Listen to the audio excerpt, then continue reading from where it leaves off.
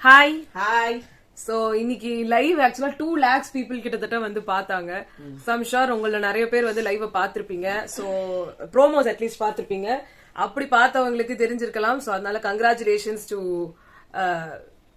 யார் ரெண்டு பேர், சௌந்தர்யா அண்ட் விஷ்ணு.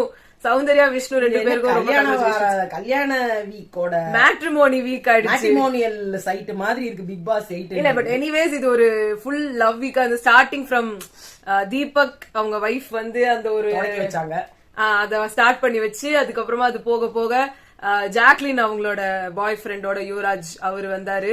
அவங்க அம்மாவே வந்து தோல் இங்க சாயறதுக்கு கூட தோல் கிடைக்க மாட்டேங்குதுன்னு சொன்னாலே இப்ப சாஞ்சிக்கோ அப்படின்ற மாதிரி சொல்லி ஒரு இது அங்க ஒரு மொமெண்ட் அவங்க ரெண்டு பேருக்குள்ள இருந்தது. அதுக்கடுத்து இன்னைக்கு காலையில வந்து சௌந்தர்யா அண்ட் விஷ்ணு அவர் வேற நடுக்கத்துல இருக்காரு. உங்க அப்பா என்ன சொல்லுவாரோ எனக்கு தெரியலையே அப்படின்ற மாதிரி. பட் நான் பாத்துக்கிறேன் அப்படின்னு சொல்லிருக்காரு. வருஷமா நீங்க ரெண்டு பேரும் ஃப்ரெண்ட்ஸ், இதுல உங்களுக்கு நடுக்கம் குடுக்கம்லாம் என்ன இருக்குது? அங்கேயே அவங்க கேட்டாங்க விஷ்ணு வரலையான்ட்டு.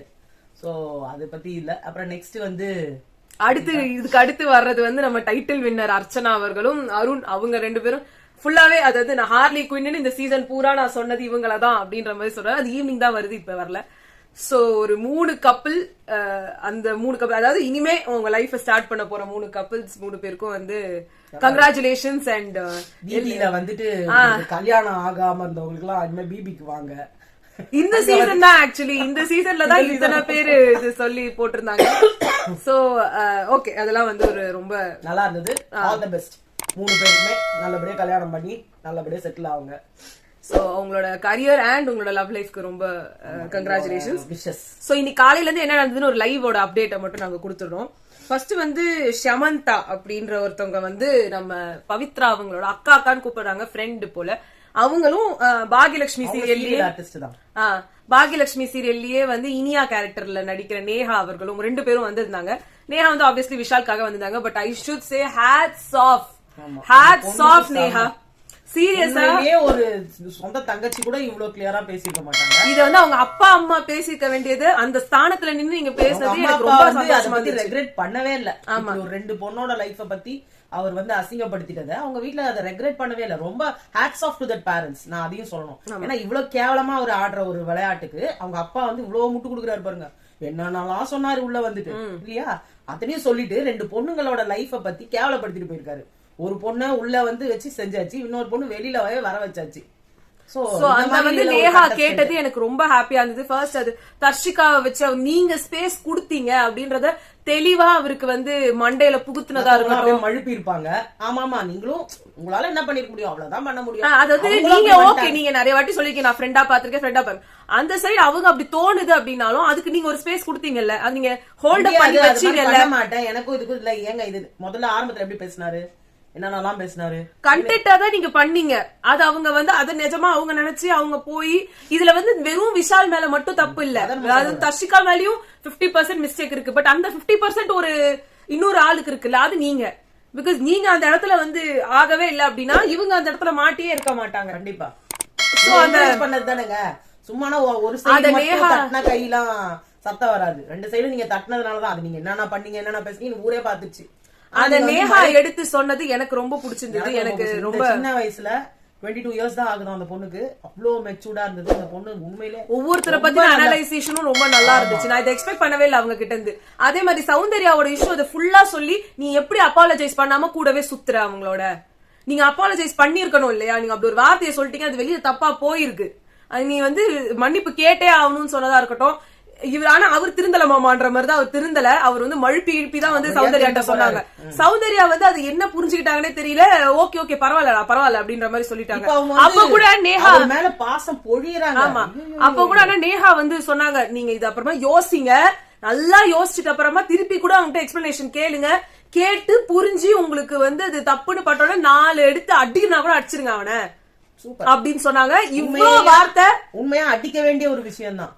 சீரியஸா எடுத்து செருப்பால் அடிக்க வேண்டிய இத வந்து அவங்க யோசிக்கவே இல்ல. சௌந்தர்யா எதிர்த்தாலும் நான் மறந்துட்டேன், எனக்கு புரியல, இதெல்லாம் அவங்க சொல்ல போறாங்க. கிடையாது, அவங்களுக்கு வேண்டாதவங்களா இருந்தா இன்னும் நல்லாவே கேட்பாங்க. இப்போதைக்கு அவர் வேண்டியப்பட்டவர். இப்ப அவர் என்ன சொன்னாலும் மயங்கி போய் கிடக்குறாங்க. அவங்க அப்படியே அவரோட ஃப்ரெண்ட்ஷிப், அதாவது லவ்ல மயங்குற மாதிரி இப்போ ஃப்ரெண்ட்ஷிப்ல மயங்கி போய் கிடக்குறாங்க. இப்ப அவர் என்ன சொன்னாலும் அவங்க உண்மையே சொன்னா கூட அவங்கள பரவாயில்லடா விஷு வா விஷு அப்படின்னு ஆரம்பிச்சுக்கினாங்க. நான் என்ன சொல்றேன், ஒரு கேங் விட்டு இன்னொரு கேங் போறது தப்பு கிடையாது. அப்ப நீங்க என்ன சொன்னீங்க, கேங்கா இருந்தா கேம் கெடும். நீங்க இப்ப இன்னொரு கேங்ல போய் உட்காந்துட்டு இருக்கீங்களா, அது எப்படி உங்க கேம் கெடாம இருக்கும்? அதே மாதிரி எனக்கு இன்னொன்னு வந்து ஷாமந்தா அவங்க சொன்னது எனக்கு ரொம்ப பிடிச்சது வந்து, மஞ்சரி நேத்து ஒரு ஸ்டேட்மெண்ட் வச்சிருந்தாங்க. போற போக்குல பேசிட்டு இருக்கும் போது, இதை நான் கிளிப்பிங்ஸா தான் பார்த்தேன், லைவ்ல பாக்கல. என்னாலதான் பவித்ரா வெளியில தெரிஞ்சா அப்படின்னு அவங்க சொன்னது எனக்கு ரொம்ப தப்பா பட்டுச்சு அப்பவே. எனக்கு அதை நான் இன்னைக்கு நான் சொல்லணும்னு நினைச்சா அது நல்ல அவங்களே வந்து கேட்டுட்டாங்க. அது கொஞ்சம் 2 நாள் முன்னாடியே நடந்திருக்கு போல. சோ நீங்க சொல்லி உங்களுக்கு முன்னாடியே பவித்ரா பொம்மை டாஸ்க், அந்த டீமன் டாஸ்க்கு முன்னாடியே பொம்மை டாஸ்க்ல அவங்களோட கேப்பபிலிட்டி அவங்க காமிச்சிருக்காங்க. அவங்க எப்படி டேலண்டா எல்லாரையும் எலிமினேட் பண்ணி அவங்களோட பொம்மை உள்ள இருக்கணும்ன்றத யோசிக்காங்க. உங்க பொம்மை தான் எலிமினேட் ஆச்சு. சோ அப்பொழுதே அவங்க நல்லா தான் ஆடுறாங்க. நீங்க அந்த ஒரு இதை வச்சுட்டுதான் நீங்க அவங்க கிட்ட வெஞ்சன்ஸே காமிச்சீங்க. அந்த முட்டையை ஊத்துறது எல்லாமே என்னமோ நீங்க உங்களாலதான் அவங்க வெளியில தெரிஞ்சாங்கன்ற மாதிரி பண்ணதெல்லாம் எனக்கு ரொம்ப தப்பா பட்டுச்சு. எனக்கு பர்சனலா சொல்ல போனா வந்து கிரெடிட் ஸ்டீலிங் மாதிரி இருந்துச்சு. கண்டிப்பா அவங்க என்ன சொல்றாங்க, அப்ப அவங்க பேசும்போது வந்து என்னாலதான் நாங்க இப்ப அவங்க ஷாமந்தா கேட்கும் போது நான் அப்படி சொல்லல, நான் அந்த ஸ்பேஸ் கொடுத்தேன் இல்லையா, என்ன கொடுத்தா என்னங்க, என்ன கொடுத்தா என்ன, டாலரன்ஸ் லெவல்னு ஒண்ணு இருக்குல்ல. இப்ப நீங்க வந்து அன்சிதாக்கு கொடுத்திருந்தா அவங்க இதே இல்ல ஆனந்தி கிட்ட பண்ணாங்கம்மா. ஆனந்தி வாயும் திறக்கல, எதுவும் பண்ணவும் இல்ல, இவங்க எதை சொன்னாலும் அவங்க கேட்கவும் இல்ல. நாங்க ஏஞ்சல்ஸ், நாங்க நீங்க சொல்றத கேட்கணும்ல அவசியம் இல்லன்ற மாதிரி தான் இருந்தாங்க. But Pavithra did it. It doesn't mean நீங்க அவங்களுக்கு ஸ்பேஸ் கொடுத்ததால. அவங்க ஸ்டார்டிங்ல ஃபர்ஸ்ட்ல இருந்தே தீபக் வந்து அவங்களை கார்னர் பண்ண ஆரம்பிச்சது வந்து ஷி வாஸ் ஸ்கோரிங். நீங்க ஸ்கோர் பண்ணி தான் நீங்க ஸ்பேஸ் கொடுத்தா அவங்க ஸ்கோர் பண்ணணும்னு அவசியம் இல்ல. எனக்கு அந்த இடத்துல அது எனக்கு ரொம்ப தப்பான ஸ்டேட்மெண்ட் இருந்தது. அதை ஷாமந்தா அழகா கேட்டாங்க, அது ரொம்ப ஒரு நல்ல விஷயம். அவங்க எல்லாரையும் பார்த்து ஒவ்வொரு அனலைசேஷன் வச்சாங்க. நீங்க ஸ்ட்ராங் பிளேயர், நீங்க டஃப் பிளேயர், நீங்க வந்து இன்னும் அதே மாதிரி எல்லாரும் ராயனுக்கு வந்து அந்த ஒரு சப்போர்ட் கொடுத்தது எனக்கு ரொம்ப பிடிச்சிருந்தது. அவர் ரொம்ப உடஞ்சு போயிருந்தவரை வந்து இல்ல ஒன்னும் இல்ல, கமான் சியர் அப், நீங்க பண்ணலாம். அவங்க அவங்க பெர்ஸ்பெக்டிவ் சொன்னாங்க. எல்லார் வீட்லயும் வந்து பக்கத்துல இருக்கிறவங்கள தான் உடச்சிட்டு போவாங்க. ரயான் வீட்ல தான் அவரையே அடிச்சுட்டு காலி பண்ணிட்டு போயிட்டாங்க. அவர் வாயை திறக்காம அப்படி ஆயிட்டாரு. ஆமா, அதாவது யார்ட்டையும் பேசக்கூடாது, யாரும் வேணாம், நான் பாட்டு இருக்கிற இடம் தெரியாம இருந்துட்டு போறேன், அந்த மாதிரி லெவல்ல அவர் ஆயிட்டாரு. ஆமா, அதுக்கப்புறமா வந்து ஒரு கான்வர்சேஷன் வந்தது. காலையில இருந்தே பவித்ராக்கும் ஜாக்லினுக்கும் வந்து ஒரு சண்டை போய்கிட்டே இருந்தது. நீ நேத்துல இருந்தே அவங்க பேசிக்கிட்டு இருக்காங்க பவித்ரா. இப்போ ஜாக்லின் வந்து என்ன பேசினாங்கன்னு தெரியல. இது அவங்க தம்பி வந்து பேசுறத பத்தி அவங்க பேசியிருக்காங்க, இந்த நாமினேஷன் டிஸ்கஷன் பத்தி. நாமினேஷன் டிஸ்கஷன்ஸ் வந்து பாய்ஸ் டீம்ல நிறைய பண்ணிருக்காங்க. அவங்க என்ன சொல்றாங்க பார்த்தேன், அதுதானா தெரியல. நாமினேஷனை பத்தி இவங்க பேசினார்ல, சோ வெளியில இருக்கிற ஏதோ ஒரு தப்பான ஒரு விஷயத்த இங்க பேசிட்டதானா அவர் உடனே அமிச்சிட்டாங்க போல அப்படின்றத சொன்னாங்க. அவங்களே சொன்னாங்க, நீங்க ஏதோ தப்பா பேசிங்க பொழுது அதனால உங்களையும் வெளில தோத்துறாங்க அப்படின்னு அவங்க ஃபேமிலியுமே சொன்னாங்க. ஓகேவா, அதே மாதிரிதான் இவங்களையும் வெளியே அனுப்புறாங்க போல. ஏன்னா பவித்ரா வீட்டுல பண்ணாங்க. அது 2-3 முதல்ல நாமினேஷன் டிஸ்கஷன் பத்தி நான் சொல்லிடுறேன். பாய்ஸ் வர்சஸ் கேர்ள்ஸ் டீம்ல இருக்கும் போது அந்த ரூல் இருந்துச்சு.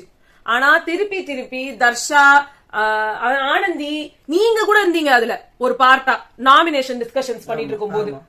சோ அந்த டைம் நீங்க பண்ணப்போ அதுவும் எப்படின்னா தர்ஷாலாம் வந்து அப்பதான் சொல்லி முடிக்கிறாரு வீக்கெண்ட் எபிசோட்ல. அடுத்த நிமிஷமே உட்காந்து அந்த இவங்களை நாமினேட் பண்ணலாம், அவங்களை நாமினேட் பண்ணலாம்னு பேசுறாங்க. சோ நாமினேஷன் டிஸ்கஷன்றது பயங்கரமா இந்த வீட்டுல நடந்திருக்கு. இது எப்ப பேர் இவங்க தான் பண்ணாங்க, அவங்க தான் பண்ணாங்க. இப்ப இதுல வந்து முத்துக்குமரன்ல பயங்கரமா இத நீங்க சொல்ற அந்த அவர் வந்து சொல்ல நினைக்கிற ஒரு சீன் என்னதுன்றது எல்லாரும் வந்து போட்டு காமிச்சதுல வந்து 4 பேரு, தீபக், மஞ்சரி, முத்துக்குமரன், ஜாக்லின், 4 பேருமே இருக்காங்க. அந்த இடத்துல முத்துக்குமரன் இவங்களுக்கு போடலாம், ஜாக்லின் இது மஞ்சரி வந்து இவங்களுக்கு போடலான்ற மாதிரி சொல்லிட்டு இருக்காங்க. ஜாக்லினுக்கு வந்து கேட்டுட்டு இருக்காங்க. இந்த கான்வர்சேஷனை தான் இவங்க எடுத்துட்டு வந்து பேசுறாருன்னு நான் நினைக்கிறேன். அதுக்கு பவித்ரா ஜாக்லினை மட்டுமே முழு முதற் காரணமா மாத்தி விட்டு, ஏன்னா ஜாக்லின் இதை வந்து ஒரு 4வது வீக்ல இருந்து 5வது வீக்ல இருந்து ஆரம்பிச்சிருந்தாங்க. இன்னைக்கு வரைக்கும் அவங்க ஜாக்லின் நீங்க நல்லா நோட்டீஸ் பண்ணி பாத்தீங்கன்னா அவங்க பின்னாடி பேசும்போது, ஏன்னா அன்ஷிதா வாயில ஜாக்லின் தான் ஜாஸ்தி வரும் புகுத்துறது.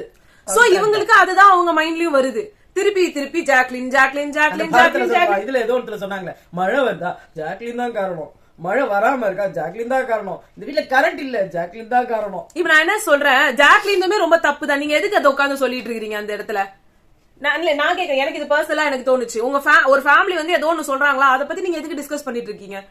இதனாலதான் அனுப்பிச்சிட்டு இருப்பாங்க, அதனாலதான் அனுப்பிச்சிட்டு இருப்பாங்க, என்னத்துக்கு? எனக்கு தெரியல, எனக்கு தேவையில்ல. இது ஒரு ஃபேமிலி எடுத்து வந்து ஒரு பிரச்சனையா எடுத்துறது எனக்கு பிடிக்கல.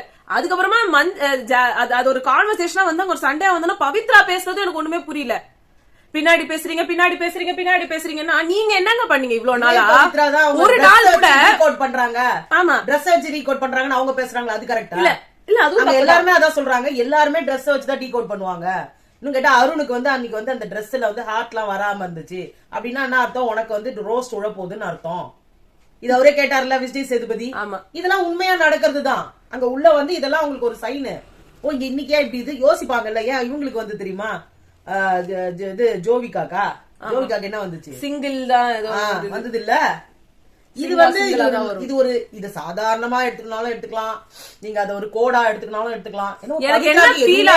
பவித்ராக்கு எனக்கு எதுவுமே இல்ல, நான் பாவம், நான் வந்து ரொம்ப ஏழை. எனக்கு அதுதான் பவித்ரா வந்த நாள்ல இருந்து பண்ணது என்னதுன்னா, பின்னாடி போய் பேசுவாங்க, முன்னாடி யார் முகத்திலயும் அவங்க பேச மாட்டாங்க. இப்பதான் 2 வாரமா ஏதோ பேசுறாங்க.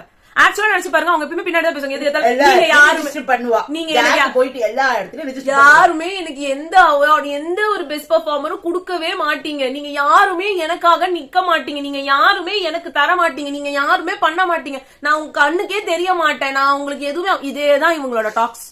நல்லா யோசிச்சு பாருங்க. இவங்க எல்லாரும் முன்னிலையிலும் என்ன பேச விட மாட்டாங்க. அததான் வந்து விஜய் சேதுபதி சார் சொல்றாரு, பேச விட மாட்டாங்க. இப்ப பேசுமாண்ணா, எனக்கு பேசுறதுக்கு என்ன சார் பேசுறது, எனக்கு என்ன பேசுறதுன்னே தெரியல. ரொம்ப டாஸ்க்ல சைலண்டா பண்ணாங்களா, 5 பேரை காலி பண்ணாங்களா, யாராவது அது அவங்களோட கேம் பிளே. நாங்க அதை தப்பே சொல்லல. ஆனா நீங்க என்ன பண்றீங்க, உங்களோட கேம் பிளே கரெக்ட்ன்றீங்க, மத்தவங்க யாருன்னா கேம் பிளே பண்ணா அது தப்புன்றீங்க. நீங்க சட்டிலா ஆடுறீங்க, சட்டிலா எல்லாரும் காலி பண்ணிட்டு இருக்கீங்க டோட்டலா. இப்ப வந்து விஷால வந்து தர்ஷிகா கிட்ட சொல்லும் போது நீங்க கரெக்டா ஒரு அட்வைஸ் கொடுத்தீங்க, அவனாலதான் உன் கேம் ஸ்பாயில் ஆகுதுன்னு. இன்னைக்கு விஷாலால வேற ஒருத்தவங்க கேம் ஸ்பாயில் ஆகாதா? எதுக்கு அவர் கூடயே இருக்கீங்க? நான் ஒண்ணு சொல்லட்டுமா, இவங்க வந்து தர்ஷிகாவை இவங்களும் தான் காலி பண்ணாங்க நான் சொல்றேன். அன்சிதா, ஆனந்தி, இவங்க 3 பேரும் அதை பெருசாக்கி பேசி இவங்க தான் அதை பெருசாக்கி அவளை காலி பண்ணி அனுப்புனாங்க நான் சொல்றேன். அது எனக்கு தெரியல. இந்த விஷயத்த பெருசாக்குனதே இவங்க தான். கரெக்டா? ஆமா. அன்சிதா வந்து ஒன்னும் சாதாரண ஆள் கிடையாது. அன்சிதாவும் பவித்ராவும், ஏன் ஆனந்தியுமே சரியான பயங்கரமான இந்த ஊர்கிழமை. அதுதான் இந்த கேமே.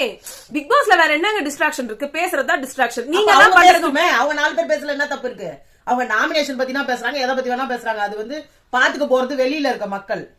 இப்ப பவித்ரா மைண்ட்ல வந்து என்னதுன்னா, வர்றவங்க எல்லாம் டப் பிளேயர்னு சொல்லிட்டாங்க.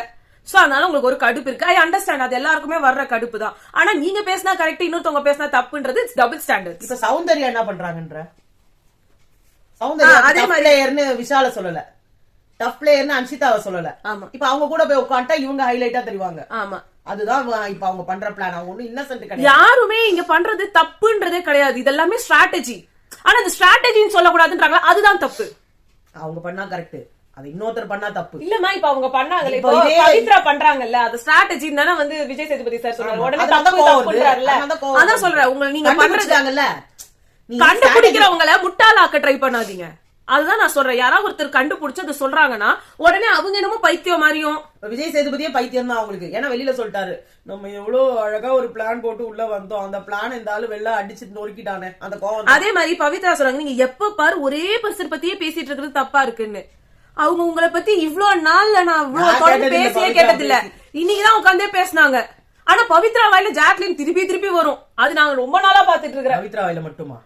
பவித்ரா வாயில நிறைய, சௌந்தர்யா, அன்ஷிதா, அதுக்கப்புறம் பாத்தீங்கன்னா ஆனந்தி, தர்ஷிகாவே பேசிட்டு இந்த 4 பேரு கேர்ள்ஸும் பாத்தீங்கன்னா பேசிட்டே இருப்பாங்க. எப்ப பாரு அங்க போனா எடுத்துக்கிட்டு கேட்க வேணாம். விஷால் வாயில எப்ப பாரு ஜாக், அப்புறம் ஜெஃப்ரி வாயில ஜாக். எப்போ ஃபர்ஸ்ட் வாரத்துல ஆரம்பிச்சது. ஜாக்லின் மட்டமான பிளேயராவே இருக்கட்டும், நிறைய விஷயம் அவங்க பண்றதுமே தப்பாதான் இருக்கு. எல்லாருமே அந்த இடத்துல தப்பாதான் இருக்காங்க. ஆனா ஒரே பர்சனை நீங்க பேசிட்டே இருக்கும்போது just remember you are just doing a negative PR for them. why?